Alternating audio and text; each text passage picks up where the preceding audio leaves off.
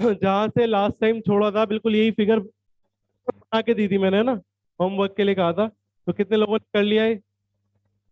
ठीक है। जिन्होंने नहीं करा देखो जरा एक बार। ये एम जी नीचे है, एम ए नॉट क्यों लगा? सूडो फोर्स, क्योंकि आप कार के रेस्पेक्ट में करोगे। कार के रेस्पेक्ट में करते ही आपको क्या लगानी होती है? Pseudo force. तो ये सूडो फोर्स है। तो एक्चुअल में बॉल बॉल पर एक तो ये लग रहा है एम ए नॉट, और एक लग रहा है एम जी, और इधर लग रही है टी, और ये एंगल अल्फा है। चेक कर लो, ये एंगल अल्फा है। और बॉल रेस्ट में है। बॉल जो है वो कार के रेस्पेक्ट में रेस्ट में है। क्लियर? तो अब क्या करना है आपको बताओ। टी के कंपोनेंट करने होंगे। टी का ये वाला कंपोनेंट क्या होगा? T cos alpha. और ये वाला component T sine alpha. T alpha के साथ वाला क्या होता है? Cos alpha. और इधर वाला क्या होगा? Sine alpha. अल्फा के साथ वाला कॉस अल्फा, और इधर वाला क्या हो जाएगा? Sine alpha. तो एक कंपोनेंट करने होंगे, जो भी फर्स्ट टाइम पढ़ रहे देखो उन्हें ऑब्वियसली पढ़ा तो आपने होगा पहले भी ये सब, है ना, लेकिन सीखना है एक बार अच्छे से।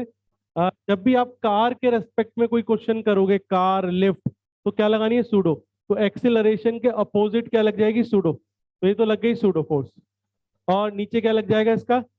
वेट। ठीक है, एम ए नॉट एम जी। टी ऐसे लगा हुआ है, तो टी के दो कंपोनेंट होंगे, T cos alpha, T sine alpha.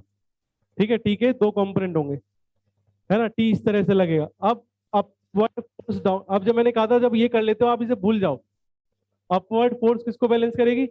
Downward को। लेफ्ट वाली राइट को। अब उसके बाद मैथ से सॉल्व करके अल्फा और टी निकालना है, करो।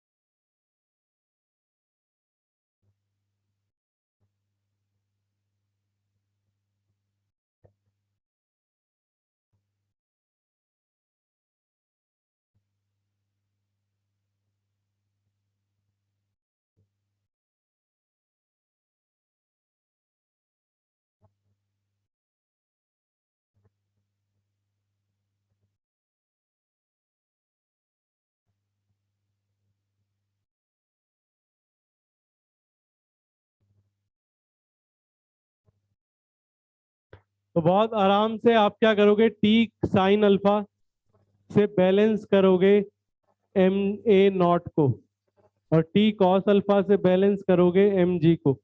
अब यहां से अल्फा कैसे निकालें? देखो, ना तो आपको टी पता ना अल्फा पता।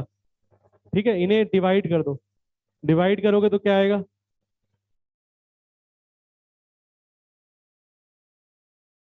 Ten alpha equals to a naught by ji.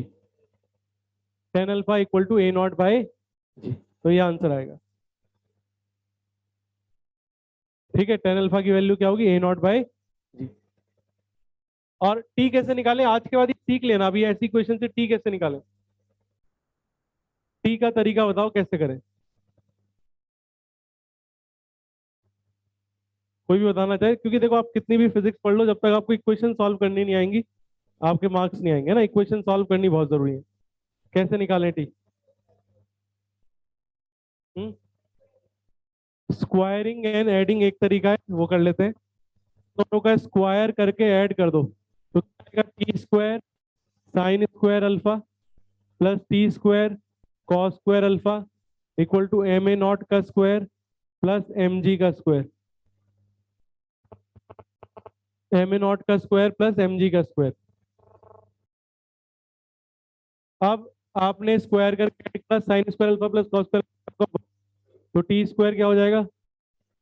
M square a naught square plus m square g square. तो टी कितना हो गया? M common, a naught square plus g square.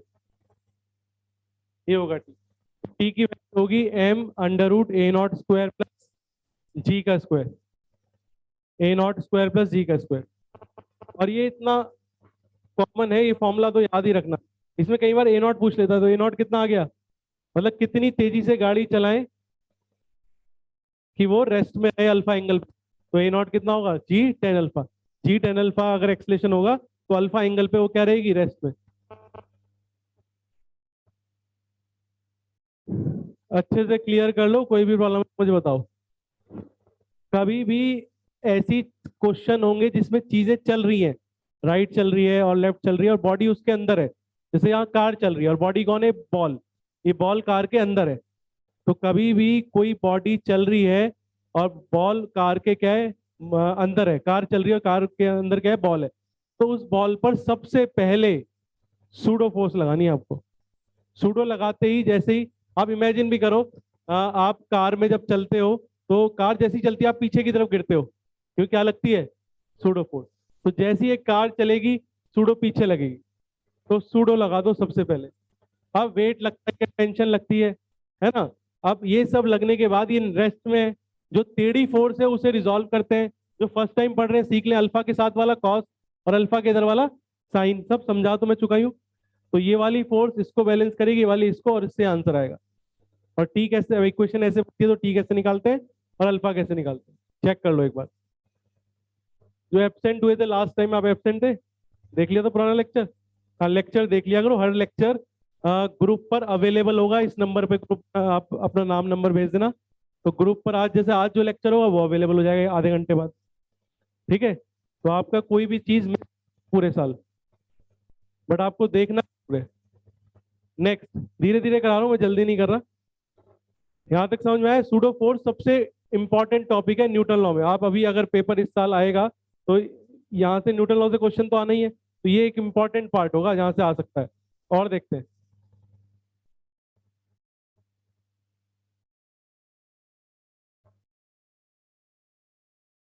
ये ना आप थोड़ा सा रिजॉल्व करना, एक बार और सिखा रहा हूँ, दोबारा से आ रहे हैं क्वेश्चन पर, है ना, पूरा एक बार और बता रहा हूँ।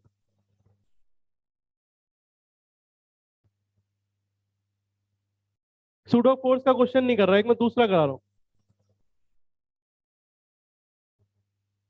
आते हैं अभी फोर्स, ये इसलिए करा रहा हूँ, नए बच्चे हैं तो उनको थोड़ा सा चीजें पता लगे कैसे रिजॉल्व करते हैं। रिजॉल्व करना मतलब फोर्सेस को रिजॉल्व कैसे करते हैं, कॉस अल्फा साइन अल्फा वाला। पहले तो ये ट्राई करो, चलो। ये ऊपर बंधा हुआ है ब्लॉक, ये थीटा है, तो ये फिक्स है, ये चीज फिक्स है ऐसे। ये ब्लॉक नीचे मूव करेगा, कर नहीं सकता क्योंकि धागे से बंधा हुआ है, तो रेस्ट में रहेगा। तो टेंशन बतानी है, कुछ क्वेश्चन करा रहा हूँ रिजॉल्विंग की वजह से, और नॉर्मल रिएक्शन बताना है। कुछ लोग तो ओरली आंसर कर देंगे, जो लोग नहीं कर पाएंगे उन्हें अभी इसमें सिखाऊंगा, है ना। एक बार सीखते हैं फिर आगे बढ़ेंगे। ये सब हम पढ़ चुके हैं।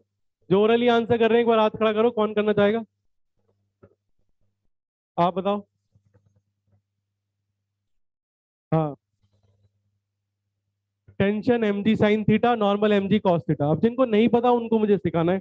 वैसे तो हम याद भी कर सकते हैं, जैसे मैंने बाद में कहा था, याद कर सकते हो आप कि यहाँ पर जो एम जी है वो ऐसे लगेगा,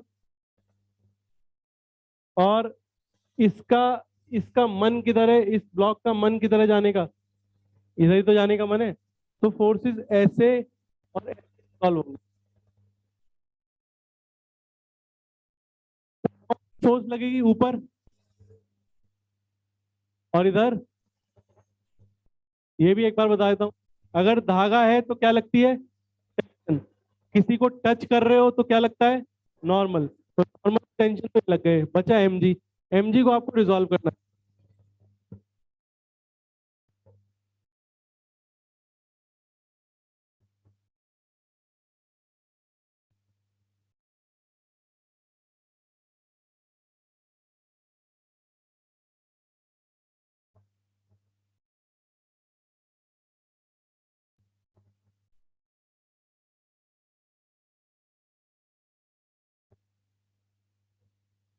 एमजी को रिजॉल्व कैसे करते हैं, जो बच्चे एक बार सीखना चाह रहे हैं उन्हें मैं सिखा देता हूँ।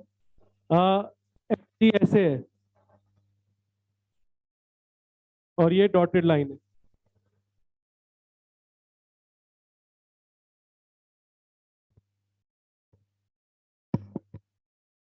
एक बार ये थ्योरम सब लोग सीख लो। पहली बात तो आपको याद रखना है, थीटा के साथ वाला cos थीटा होगा। ये लाइन नंबर वन है, ये लाइन नंबर टू है। mg ऐसे और ऐसे करना है, ऐसे और ऐसे, क्योंकि इस डायरेक्शन में लाना होता है में, जिधर एक्सेलरेशन होने के चांस है।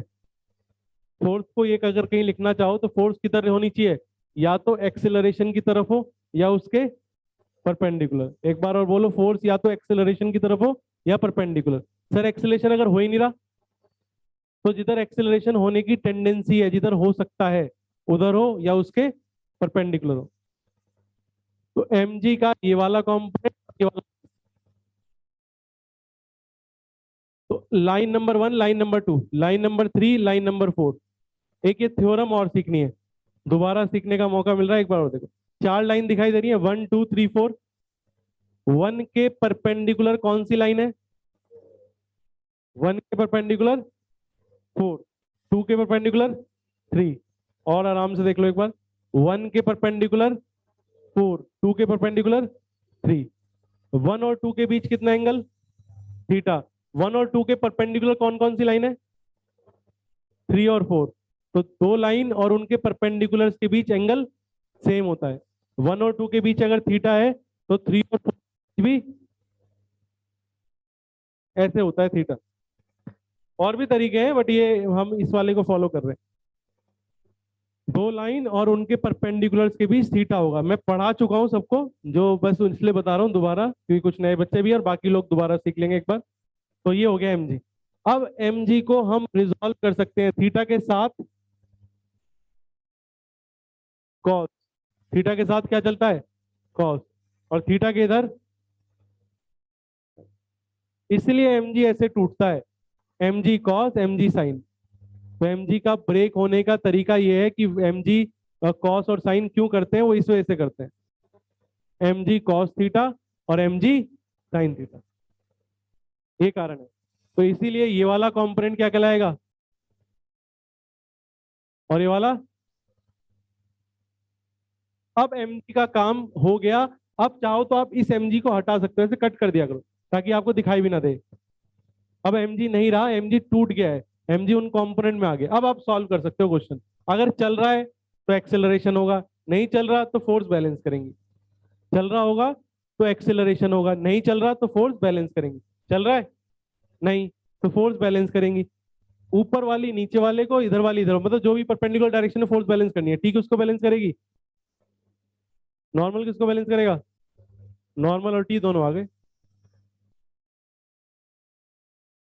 नॉर्मल और टी दोनों आ गए। चलिए थोड़ा टफ क्वेश्चन करते हैं। अभी भी सूडो नहीं ला रहा मैं, अभी आऊंगा सूडो वाले, तो एक फेमस क्वेश्चन कराऊंगा जो आपके हर बार, हर दूसरे तीसरे साल एग्जाम में आ जाता है। आऊंगा उस पर, पहले वाला ट्राई करो। नॉर्मल और टी आ गए आपके पास? टी बराबर एम जी और नॉर्मल बराबर एम जी कॉस थीटा।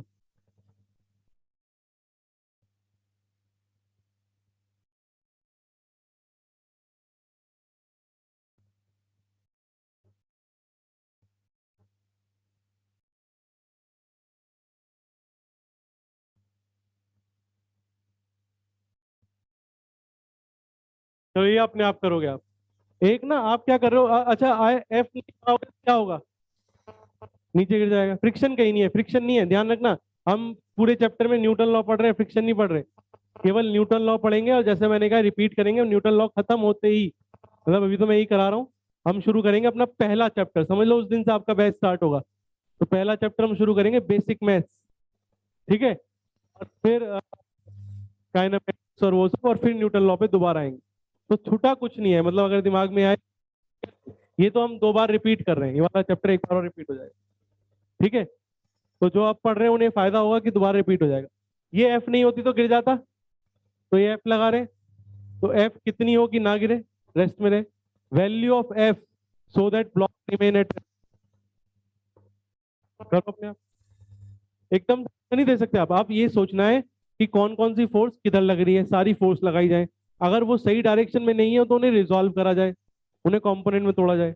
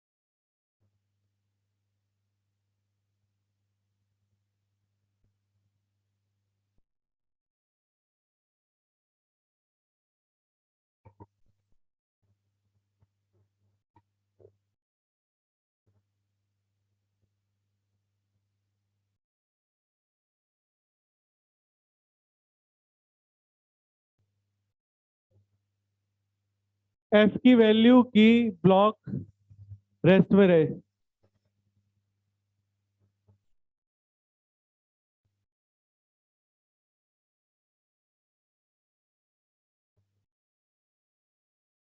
आपके एग्जाम में ज्यादा टफ क्वेश्चन नहीं आते, तो ये तो कुछ ऐसे क्वेश्चन है जो फिक्स हैं, पता चला यही आ गया। अब मैं आपको एक 30 डीपीपी दूंगा, 5 डीपीपी दे चुका हूँ, ऑलमोस्ट आपने पांचों कर ली होंगी, करिए सॉल्व, है ना। और सिक्स वाली कंबाइंड है, तो सिक्स वाली में पुराने वाले भी क्वेश्चंस होंगे, कुछ क्वेश्चन पुराने होंगे कुछ नए होंगे, अब तक जितना पढ़ा उन पे कंबाइंड होगी, तो वो जब हो जाएगा मैं तभी दूंगा, है ना। आज हम स्प्रिंग करेंगे, इसके बाद स्प्रिंग, स्प्रिंग के बारे में पढ़ेंगे। तो दो क्वेश्चन और करने हैं, ये करना है एक और करना है, दो या तीन कर लेंगे और आराम से, कोई जल्दी नहीं है। अब इसके बाद मैं वापस सूडो बनाऊंगा, सब लोग करो ट्राई आराम से, कौन कौन सी फोर्स है, किसे रिजॉल्व करना चाहिए, क्या करना चाहिए।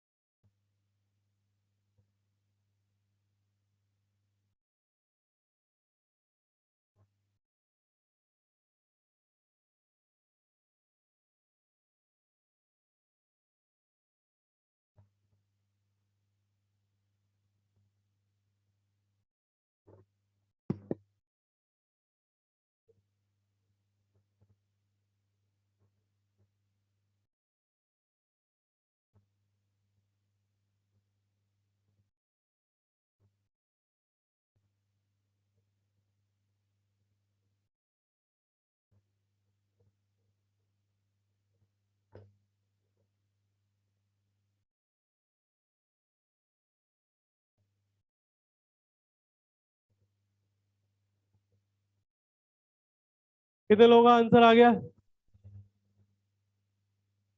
आपको ध्यान रखना है, इस एफ को ना आप चाहो तो, चलो ये और हेल्प कर रहा हूँ आपकी, एफ को यहाँ बना दो आराम से, और एम जी नीचे आ गया, नॉर्मल ऐसे लगेगा आपको, लेकिन फोर्सेस को ऐसे लाना है, ठीक है।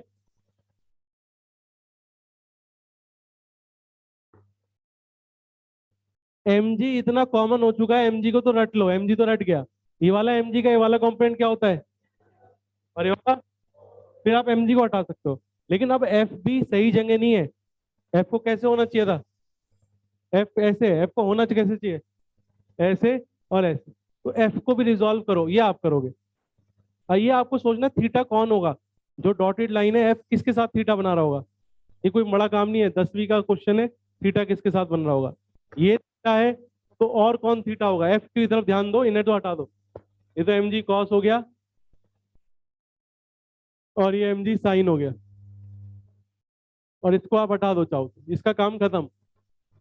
अब आपका ध्यान होना चाहिए एफ की तरफ, एफ को आपको ऐसे लाना, ऐसे और ऐसे, ये तो करना है।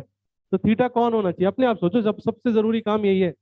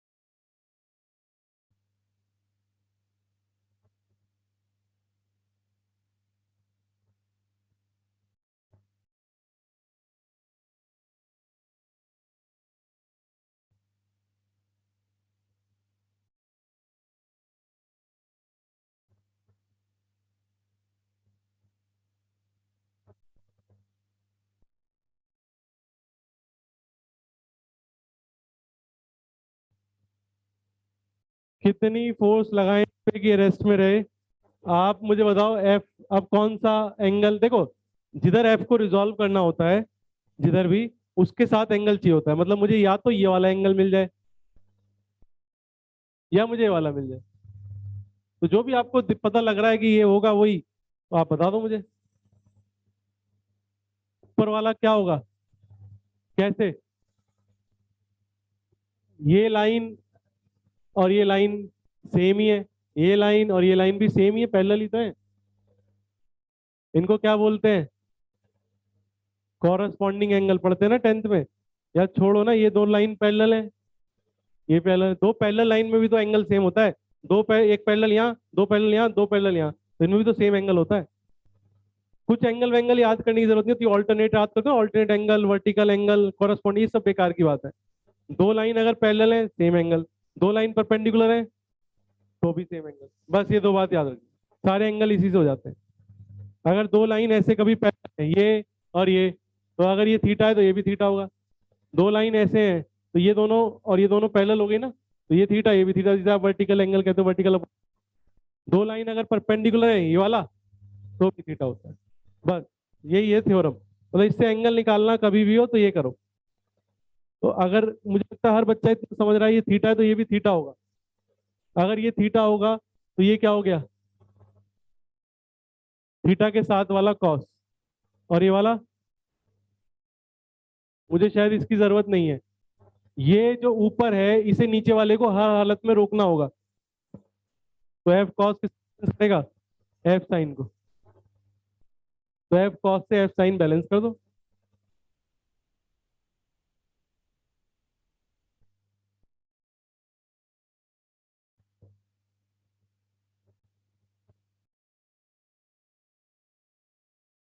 एम जी साइन बैलेंस करो तो एफ कितना आ रहा है?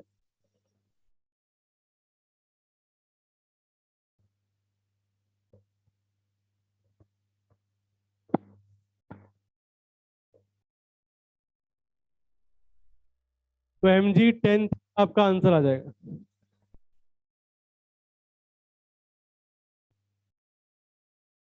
आया समझ में?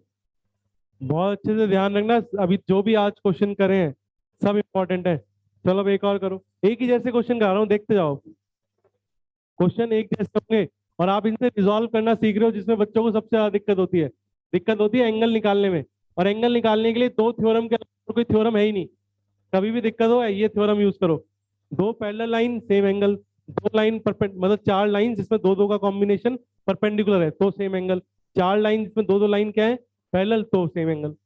बस, बाकी कुछ आपको याद करने की जरूरत नहीं होती। एक क्वेश्चन करो, ये इंपॉर्टेंट मार्क कर लेना, ये आया हुआ है आपका 3-4 बार एग्जाम में। आप पेपर उठाओ पिछले पुराने ईयर्स के, आपको 3-4 बार दिख जाएगा। तो अगर आप इसको कर लेते हो तो आप एक प्रीवियस ईयर का क्वेश्चन आपने कर लिया। ठीक है, यही पर्पस है हमारा, हर क्लास से एक क्वेश्चन ले जाना है बस आपको। ठीक है, थ्योरी के नाम पर क्या है, बस एफ इक्वल टू एम में। और जो थोड़ी बहुत थ्योरी हमने पढ़ी क्या है, सूडो फोर्स के बारे में जो थ्योरी पढ़ रहे थे कल पर पिछली क्लास में। ठीक है, तो न्यूटन लॉ में जो मेन है वो formula f equal to m में है, और सूडो फोर्स है ये है। अब आगे पढ़ेंगे इसमें स्प्रिंग वगैरह भी। जरा एक क्वेश्चन और करो। ये ब्लॉक एक इंक्लाइन प्लेन है, ये एक्सेलरेशन से जा रहा है आगे, जा सकता है, कोई दिक्कत नहीं है।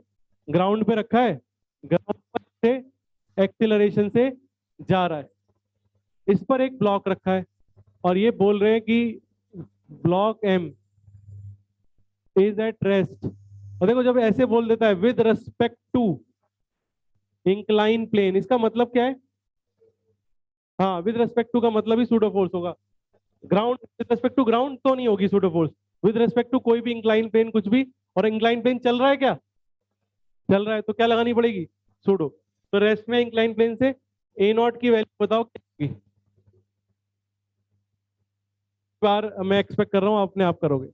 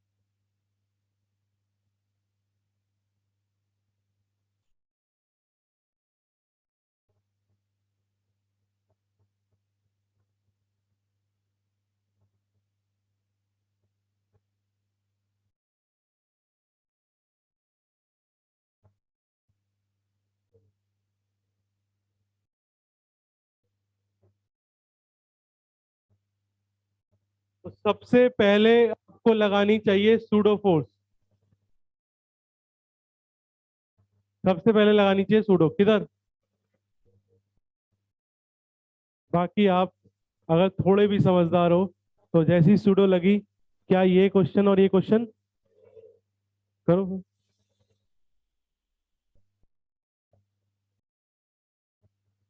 सबसे कॉमन आप पेपर से 4 बार दिखाई देगा ये क्वेश्चन।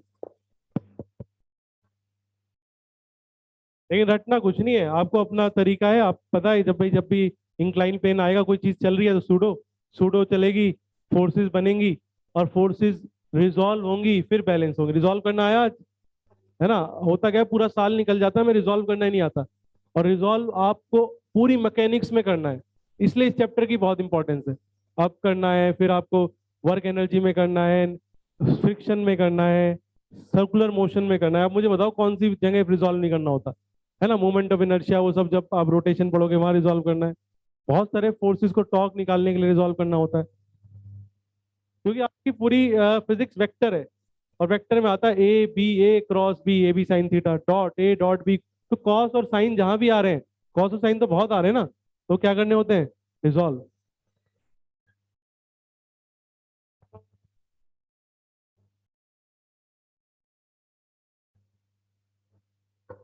बंद करना है?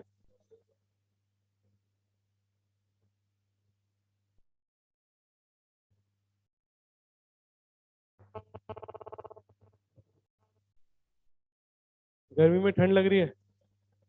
ये वाला बंद नहीं करा मैंने, वो वाला करा सबसे पीछे वाला करा। कोई बात नहीं, दो से फिर गर्मी हो जाएगी बहुत। तो क्या करोगे आप? सूडो, देखते ही सूडो लगा दो। सूडो लगते ही इसका मतलब आप इस फ्रेम पर बैठ गए और ये फ्रेम रुक गया। ये तो मतलब है। उन लोगों को ज्यादा अच्छे से क्लियर हो रहा है, लास्ट टाइम जो थे याद है, जिस जहां भी हम बैठते हैं वो चीज रुक जाती है। आप अर्थ पे बैठे हो, अर्थ रुकी हुई लग रही है कि नहीं लग रही? आप बस में बैठते हो, बस कैसी लगती है? रुकी हुई। जहां भी आप बैठ जाते हो, समझ लो आप इतने भारी हो, इस पे भी बैठ गए, वो रुक गया। असल में आपका मन है ऐसा। जैसे मैं आपको एक एग्जांपल दिखाता हूँ, कराता हूँ एक क्वेश्चन। एक चीज पूछता हूँ आपसे, देखो माइंड का कमाल देखो। और फिजिक्स आपका माइंड जो देख रहा है रोज, उसी के बारे में तो है फिजिक्स, और क्या है। एक बैलून है, हॉट एयर बैलून, बैठा है कोई, जिसमें नीचे से आग निकलती रहती है, ऊपर उड़ता है। कोई भी बैठा हो पूरी क्लास में, बैठने का सपना हो, सपना भी किसी का नहीं, किसी का मन नहीं है। ये तो अच्छी चीज है, इस पर मन तो करता ही है। वो उड़ते नहीं रहते हो, उधर है राजस्थान में, शायद होता है गोवा वोवा में, है ना? राजस्थान में है ज्यादा। तो जहाँ पहाड़ नहीं होंगे उसके आसपास, वैसे इलाके में ज्यादा हो। चलो, तो यहाँ पर एक बच्चा था और ये बैलून ऊपर जा रहा था। एक ऐसे ही पूछ रहा हूँ आपसे कुछ, माइंड का आपको एक चीज दिखा रहा हूँ। बच्चे ने एक बॉल ड्रॉप कर दी। क्या कर दी? ड्रॉप। बॉल, बैलून ऊपर जा रहा है, बच्चे ने बॉल ड्रॉप करी। बोलो बॉल का मोशन कैसा होगा? किधर जाएगी? नीचे जाएगी। किधर जाएगी? नीचे जाएगी। और ये क्या है? गलत है। तो ये माइंड का कमाल है, आपको नीचे जाती हुई लग रही है। कुछ लोगों को गलत कैसे, सबको ये लग रहा होगा कि नीचे जाएगी। चलो मैं एक एग्जांपल देता हूँ, एक एग्जांपल दूंगा। ये हम हटके कर रहे हैं, हम वापस वहीं आएंगे जहां हम थे, लेकिन मैं आपको दिखा रहा हूँ कि माइंड कैसे क्या करता है, और उसी से हम ये चीजें कर रहे हैं। आप चलती बस से कितने लोग उतरे हैं? चलो बैलून में तो नहीं बैठे होंगे, बस से तो सब उतरे होंगे चलती। कुछ लोग तो एटलीस्ट उतरे होंगे। तो कैसे उतरना चाहिए? उल्टे तो नहीं उतर गए? तो शुरू शुरू में जब नया नया शौक होता है ना उतरने में, मजा आता है कई लोगों को। ठीक है, तो उल्टे उतर जाते हैं उसमें, ट्रेन से भी बस से भी। तो बस से उतरने के बाद बस ऐसे जा रही होती है, ये बस है, और आप बस से उतरे, बस आगे जा रही है, तो आप भी क्या करते हो फिर? आगे जाते हो। क्यों भागते? क्यों? रुक जाओ ना, क्यों बिना बात क्यों भागते हो? किस बात का शौक है भागने का? रुको, यहीं उतरना होगा ना तुम्हें। हाँ, तो आप भागते हो, इसका रीजन क्या है? आप जब यहाँ थे, बस में थे, तो आपके पास बस की वेलोसिटी थी कि नहीं? तो उतरने के बाद भी रहेगी, है ना? तो बस की वेलोसिटी भी रहेगी। अब इस बच्चे को अगर तुम देख रहे हो, तुम बस में बैठा इंसान नहीं, तुम अगर देख रहे हो, तो ये बच्चा कैसा दिखेगा तुम्हें? आगे जाता हुआ, है ना? ये बच्चा कैसा दिखेगा? आगे जाता हुआ। लेकिन अगर इसी को कोई ऊपर अंदर से देख रहा है, तो पीछे जाता हुआ। चलो वो तो बाद में आएंगे, कहने का मतलब आगे जाता हुआ दिखाई देगा। तो बस से उतरते हैं तो बस की वेलोसिटी एक्वायर कर लेते हैं। बस की वेलोसिटी क्या कर लेते हैं? एक्वायर। तो ये बॉल जैसे ही यहाँ से उतरेगी, छोड़ दी आपने तो, हाथ में थी आपने, छोड़ दी बिल्कुल, तो ये वेलोसिटी एक्वायर कर लेगी। चलती बस से उतरी है बॉल, तो ये पहले किधर जाएगी? जब तुम आगे जाते हो तो ये क्यों नहीं आगे? ये भी पहले ऊपर जाएगी, फिर नीचे आएगी। तो जमीन पे बैठे हुए आदमी को ऐसा लगेगा। लेकिन जो बस में, जो बैलून पे बैठा होगा, उसे कैसा लगेगा? उसे लगेगा नीचे जाते हुए। जब मैं बार बार बैलून वर्ड इतना मैंने जानबूझ के ही बोला, आपका माइंड बताऊं कहाँ चला गया? बैलून में। आप बैलून में पहुंच गए और बैलून से बस को, बॉल को देखने लगे, इसलिए आपको नीचे जाता हुआ लगा। लेकिन सच ये है, कोई भी ग्राउंड से अगर देखेगा तो ये बॉल किधर जाएगी? पहले ऊपर, फिर नीचे। तो ये मोशन होगा, ये करेंगे हम क्वेश्चन। एक मतलब मोशन इन 1D का क्वेश्चन है, वर्टिकल मोशन का। तो बॉल पहले ऊपर जाएगी, फिर नीचे जाएगी। लेकिन अगर इसी को इसके फ्रेम में करें तो नहीं।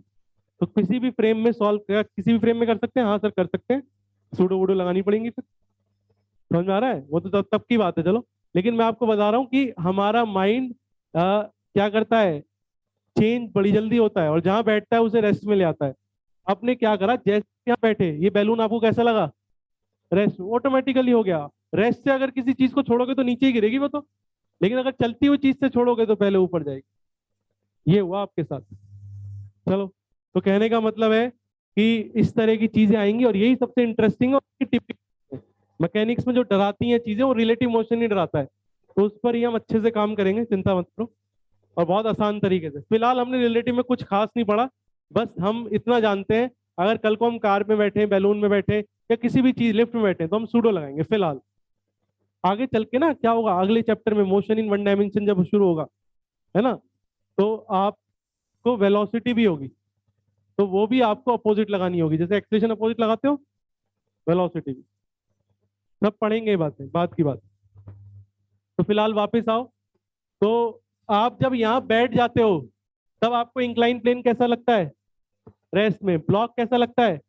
रेस्ट में। तो ये सब चीजें आपको रेस्ट में लगती हैं। ये सब चीजें आपको कैसी लगती हैं? रेस्ट में। तो ब्लॉक आपको रेस्ट में लगेगा।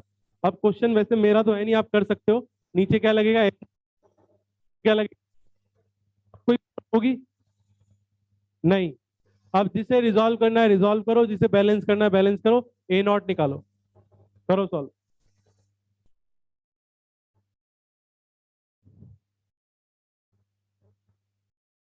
सर बिल्कुल वैसे ही करना है तो।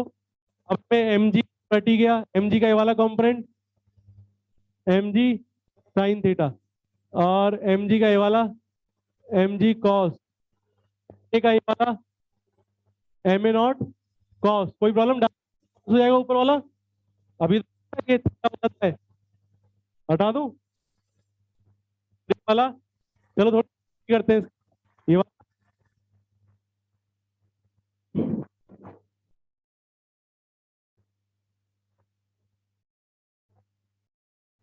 हुआ, यही करेंगे। अभी तो आपने करा है, एफ को रिजॉल्व करा था, F cos theta, F sine theta. F की जगह कौन आ गया? एफ की जगह कौन आ गया? M A not. एफ की जगह कौन आ गया?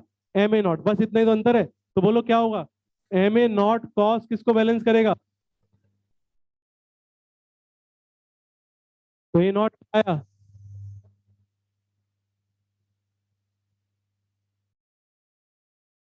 ए नॉट आएगा जी टेन थीटा। ये आंसर था इसका। ये है बहुत कॉमन क्वेश्चन, जो आपको पिछले 2-3 पेपर में देखिए। इसमें एक और काम करो, जो नहीं आता, जो कम आता है, आपका इसमें नॉर्मल निकाला जा सकता है। प्रूव करो कि नॉर्मल ही आएगा।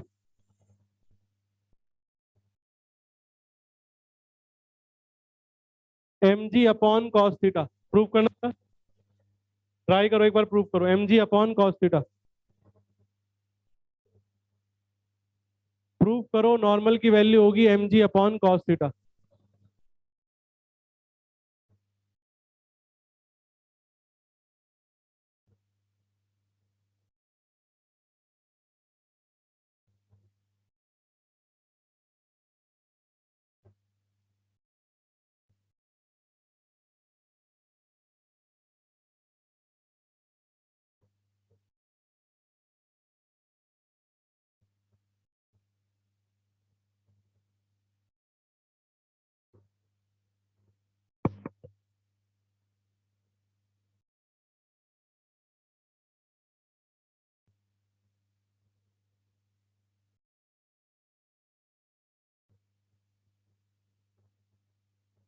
अब मैं फिजिक्स का कोई रोल नहीं है।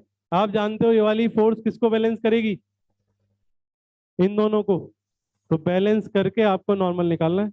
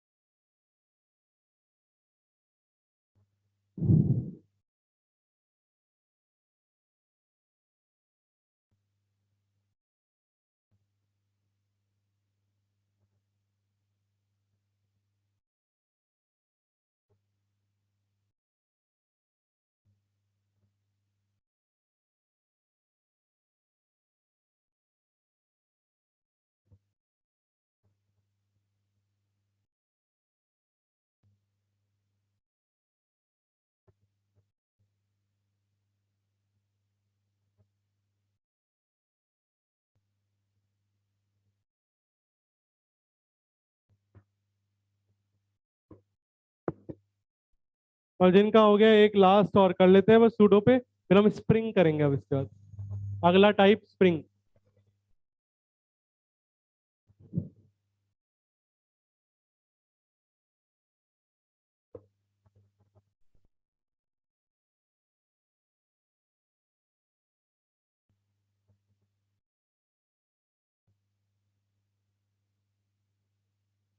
वैसे ज्यादा आसान है जो मैं देने जा रहा हूँ।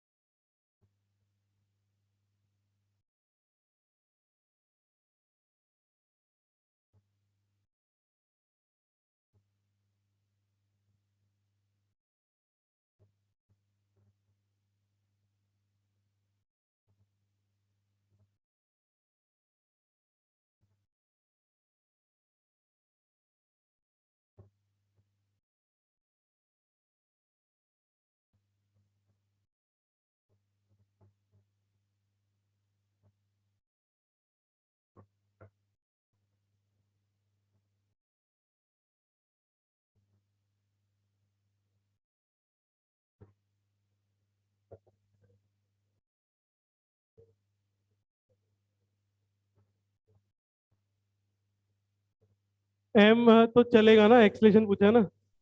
आप ऐसे खुला छोड़ दोगे रुक जाएगा, मूव करेगा नीचे।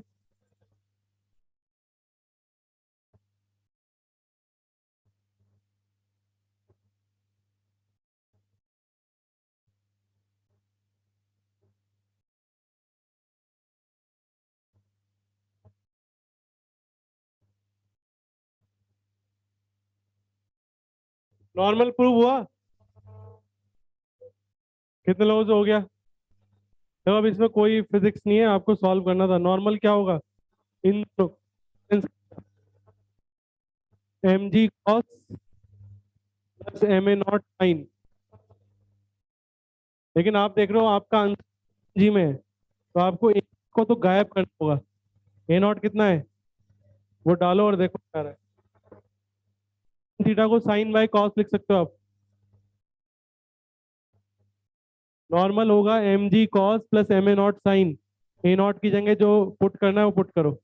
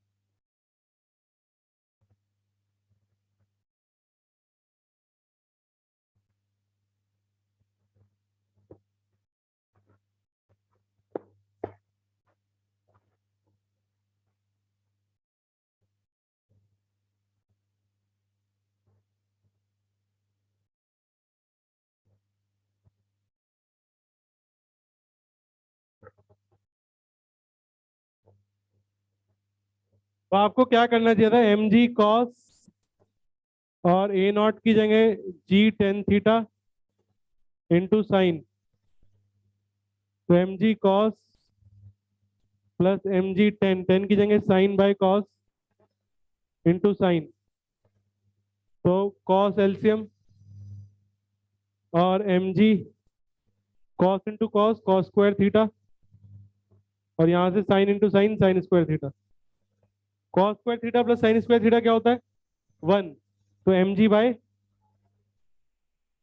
आ गया आंसर। क्लियर? तो नॉर्मल की वैल्यू होगी एम जी बाय थीटा। ये वाला क्वेश्चन ट्राई करो, ये आसान है, सिंपल है। इस, इस बार रेस्ट में नहीं है, इस बार एक्सेलरेशन निकालना है। तो फोर्स को एम ए के इक्वल कर दो, जो भी फोर्स लग रही है ना, जो एक्सेलरेशन की तरफ लगेगी उसे एम ए के इक्वल करो। भाई आप क्या करोगे, जैसे ही आपने ए नॉट देखा क्या लगाओगे? सूडो किधर लगेगी? डाउनवर्ड। और क्या लगेगा नीचे? बाकी नॉर्मल। ऐसे होगा, ये गायब कर दो, हटे हटा दो। सूडो लगा दिया आपने, अपना काम कर दिया, हो गया। अब आपको भी पता है एम जी का ये वाला कंपोनेंट क्या होता है, एम जी साइन। तो एम ए नॉट का भी क्या होगा ये वाला, क्योंकि वो भी एम जी की तरफ ही है। तो इधर की तरफ कितनी फोर्स आ रही है टोटल, उसे कोई रोकने वाला है? उस फोर्स को कोई भी ऊपर कोई फोर्स दे रहा है? कोई नहीं है।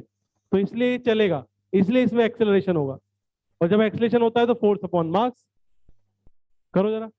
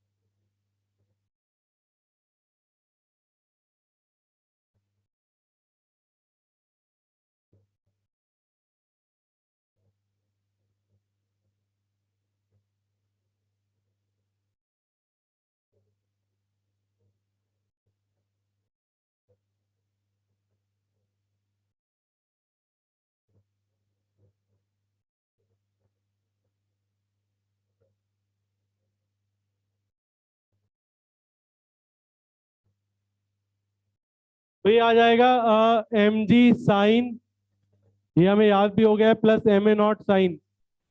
तो आपका आंसर होगा g plus a naught sine theta, g plus a naught sine theta.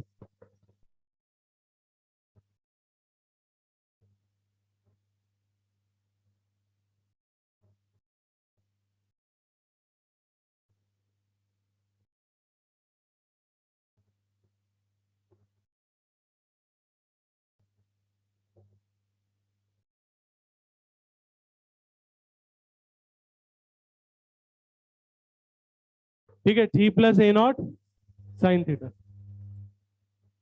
ये थोड़ा याद भी रख सकते हो आप। सुनो, हर चीज अगर कोई याद करने वाली चीज याद करो। नॉर्मली इसका एक्सेलरेशन क्या होता है, चाहे छोड़ देते हैं, क्या होता है, जी साइन थीटा। अब अगर ये लिफ्ट में हो और लिफ्ट ऊपर जा रही हो तो जी, जी की जगह जी, मैंने बताया भी था लास्ट टाइम, जी क्या बन जाता है, क्योंकि सूडो नीचे लगती है जी प्लस ए, तो इसलिए g plus a naught sine theta. अगर लिफ्ट नीचे जा रही होती तो, और लिफ्ट फ्रीली फॉल कर रही होती, फ्रीली फॉल, फ्रीली फॉल क्या क्या होता है कि मतलब जैसे ही मार कर को ऐसे छोड़ दो, ये है फ्रीली फॉल। फ्रीली फॉल का मतलब है कि ये चीज कितने से नीचे आएगी, जी से, जी। तो इसका मतलब ए नॉट कौन हो गया, जी। तो फिर आंसर क्या आएगा, जीरो। तब एक्सलेशन इसका क्या होगा, जीरो। तो अगर फ्रीली फॉल करेगा तो एक्सेलरेशन क्या हो जाएगा, क्लियर। तो ऊपर जाए g plus a naught sine theta, नीचे जाए, हाँ कुछ बातें याद भी रखो। तो ये हो गया आपका टाइप नंबर 5। लिख लो टाइप नंबर 6, स्प्रिंग। हर टाइप का क्वेश्चन कर डालो, यही है हर चैप्टर को करने का तरीका। जब मोशन इन 1D पढ़ेंगे तो एक क्वेश्चन करेंगे जब बॉल्स अगर ऐसे चल रही हैं, एक क्वेश्चन करेंगे अगर वर्टिकल चल रही हैं, एक क्वेश्चन करेंगे जिनमें ग्राफ बनाने होंगे, एक क्वेश्चन करेंगे रिलेटिव मोशन वाले, दो बस चल रही हैं, दो कार चल रही हैं। तो ऐसे टाइप में डिवाइड करके पढ़ने सारे चैप्टर, फिर उससे बाहर नहीं आता क्वेश्चन। उस टाइप को सीख लो। अब आप पे सूडो फोर्स का क्वेश्चन चल रहा था कल से, अब सूडो में इससे बाहर नहीं आएगा। अब अगर आता है तो इन्हीं में से क्वेश्चन होगा। अब हम पढ़ेंगे टाइप नंबर 6, स्प्रिंग। स्प्रिंग की फोर्स है ना, स्प्रिंग।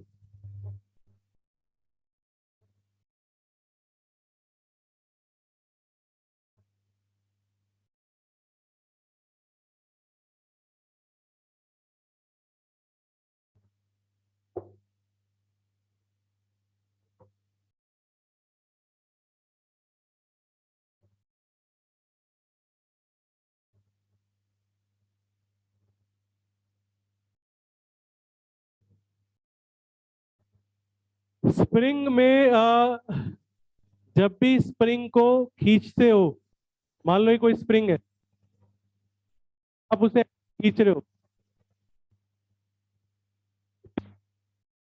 सकती है। जब भी आप स्प्रिंग को खींचते हो तो पीछे की तरफ क्या लगता है, फोर्स। और वो फोर्स के इंटू एक्स होती है। वो फोर्स क्या होती है, के इंटू एक्स। मान लो आपने एक्स खींचा स्प्रिंग को, तो के कांस्टेंट होता है इंटू। तो स्प्रिंग के बारे में आपके जानना है कि जब भी स्प्रिंग फोर्स को, आप स्प्रिंग को खींचोगे तो स्प्रिंग वापस फोर्स लगाएगी कितनी, के इंटू एक्स। तो स्प्रिंग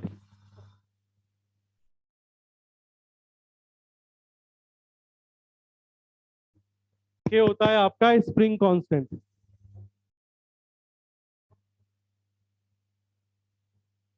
और अगर आप कंप्रेस करते हो, मान लो स्प्रिंग को दबाएं तो किधर फोर्स लगेगी, बाहर की तरफ, opposite.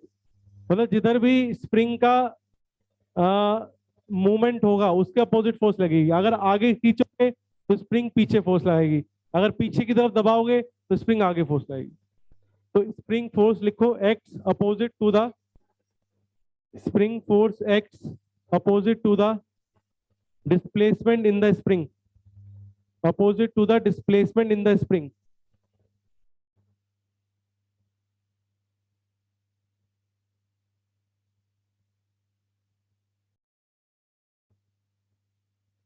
Opposite to the displacement in the spring.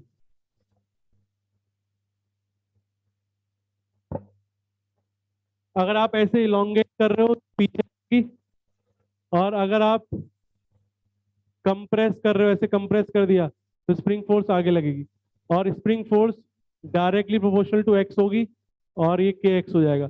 मतलब कहने का वैसे माइनस लगाते हैं, लेकिन हम मॉड की बात कर रहे हैं ना। तो आप क्या जो के होगा वो स्प्रिंग कांस्टेंट होगा, और एक्स होगा, या तो एक्स क्या होगा, elongation in the spring, elongation मतलब खींचना, ये एक्स होगा कंप्रेशन मतलब दबाना, या तो कंप्रेशन होगा या इलोंगेशन होगा। एक्स क्या चीज होगी, कंप्रेशन या इलोंगेशन। ठीक है, तो ये बात याद रखना। जैसे मान लो आपके पास एक ब्लॉक है, आपने ऐसे लटका दिया, 10 kg का ब्लॉक है, के इसका 100 है।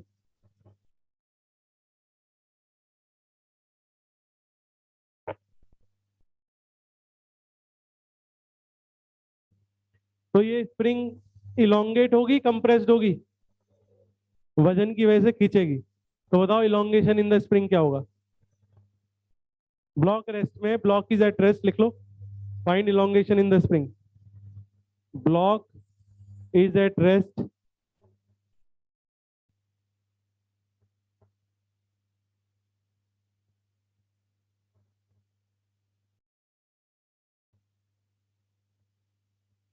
जरा ये देखना कि अगर ब्लॉक 10 किलो का है तो कितना वजन नीचे लगेगा, वो लगेगा, और उसके खींचने की वजह से स्प्रिंग फोर्स कितना लगेगी, ऊपर। तो ऊपर की फोर्स नीचे की फोर्स को क्या करेंगी, बैलेंस, तो उससे आपका एक्स आएगा।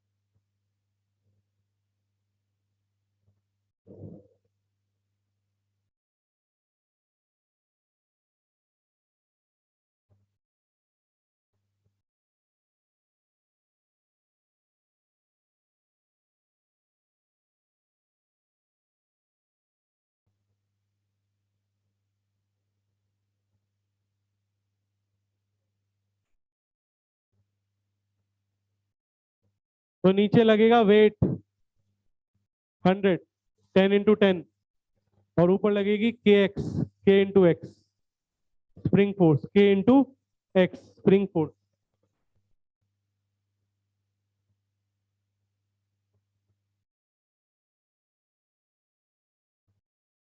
नीचे लगेगा वेट, और ऊपर लगेगी के इंटू एक्स।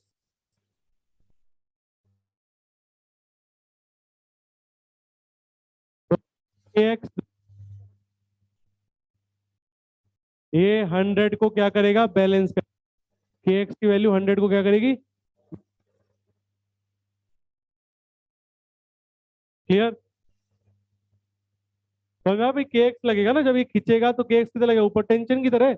जो भी आप कर रहे हो ना कुछ नहीं है, जो आप टेंशन निकालते थे उसकी जगह के एक्स लिख दो बस, यही तो है। के की वैल्यू क्या है,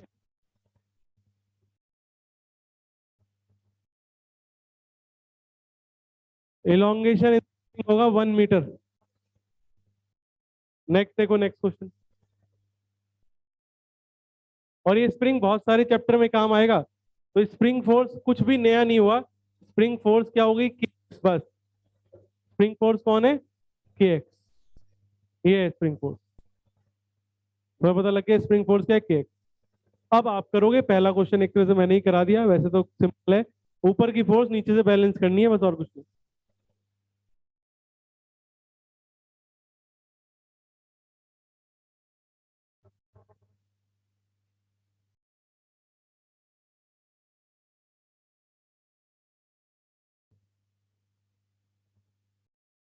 एक्स माने इलोंगेशन।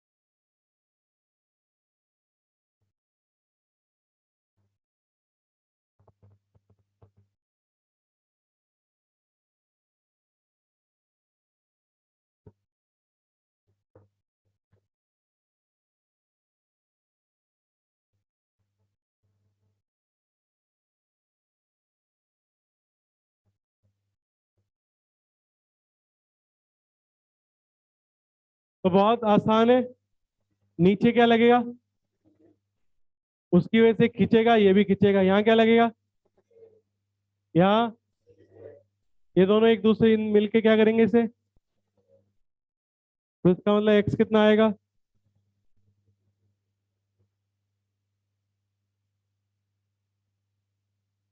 आ गया था। इससे एक चीज और सीख लो, अगर स्प्रिंग होती, यही एक्स के लिए मान लो इफेक्टिव टी अपॉन क्या आता है, एक्स आता के इफेक्टिव, इसका मतलब के इफेक्टिव कितना होना चाहिए, K1 + K2 बोलो। भाई अगर मान मान लेते हैं ऐसे ही कि अकेली स्प्रिंग होती तो ये होता। तो ये अब मैं क्या करना चाह रहा हूँ, ये वो आप ट्वेल्थ में कैपेसिटर में करते हो ना, दो कैपेसिटर जब पैरेलल में होते हैं, सबने पढ़ा होगा ऐसे, अब ये मत कह देना आपने ये भी नहीं पढ़ा। दो कैपेसिटर अगर पैरेलल में होते हैं इसकी कितना होता है, हाँ वो कहना चाह रहा हूँ, दो अगर स्प्रिंग पैरेलल में है तो K1 + K2 होता है। अगर दो स्प्रिंग पैरेलल में है तो के इफेक्टिव क्या होता है, K1 + K2, मतलब उन्हें हटाओ, एक ही स्प्रिंग लगा दो। सर क्यों करा रहे हो ऐसा, अभी बताता हूँ। पहले दो सीरीज वाले का भी फॉर्मूला बना लो, फिर मान लो दो, अब हम इसे सॉल्व नहीं कर रहे, अगर दो सीरीज में है तो अब आप अपने आप ही बता दो 1/K इफेक्टिव क्या होगा।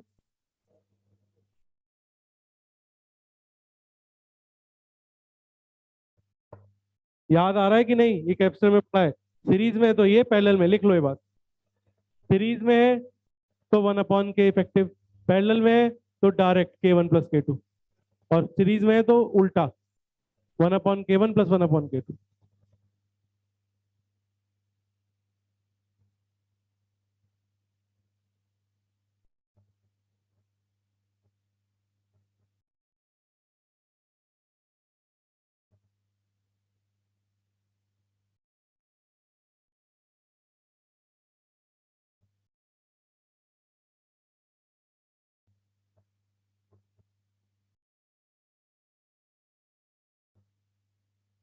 अब आप एक क्वेश्चन ट्राई करो, इसी को सोचते हो क्यों पढ़ाया गया, आप समझ में आ जाएगा ये क्यों पढ़ाया। पैरेलल का आपको पता है, सीरीज का आपको पता है, आप ट्राई करो,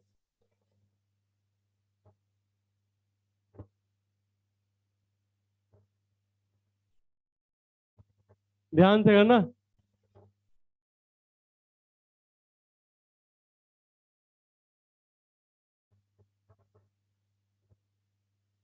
गलत मत कर देना, सही करना है। ये ब्लॉक एक्स नीचे जाएगा, जब ऐसे छोड़ दोगे एक्स नीचे आएगा, एक्स बताना है क्या होगा। सच तो ये जो एक्स होता है वो होता है mg/k इफेक्टिव, ये होता है एक्स, ये आपने देख लिया, हर बार mg/k ही तो आ रहा है। अगर एक ही स्प्रिंग होती mg/k इफेक्टिव लिखते ना, अगर अकेली स्प्रिंग होती तो स्प्रिंग को अकेली स्प्रिंग बना दो। अकेली कैसे बनाएंगे, ये दोनों, ये दोनों किसमें, ये दोनों, फिर आपस में बन गई एक स्प्रिंग। तो ये भी एक एक अच्छे क्वेश्चन है, लेकिन ये केवल यहाँ काम नहीं आता, ये time period of pendulum SHM में, मतलब time period of spring mass system, sorry, तो ये एसएचएम एक चैप्टर है, वहां भी काम आएगा।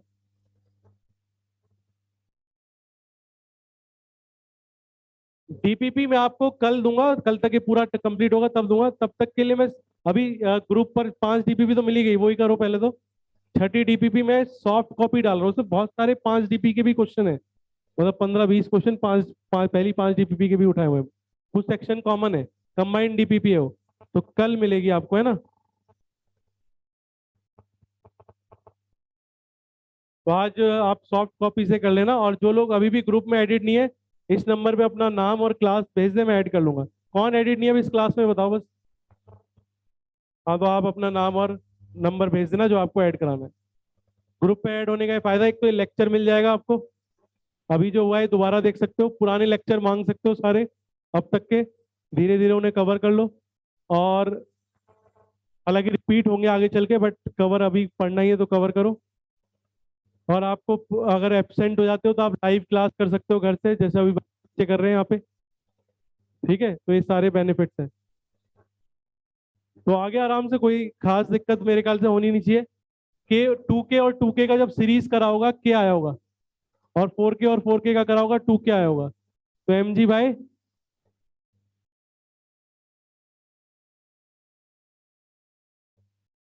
mg/3k।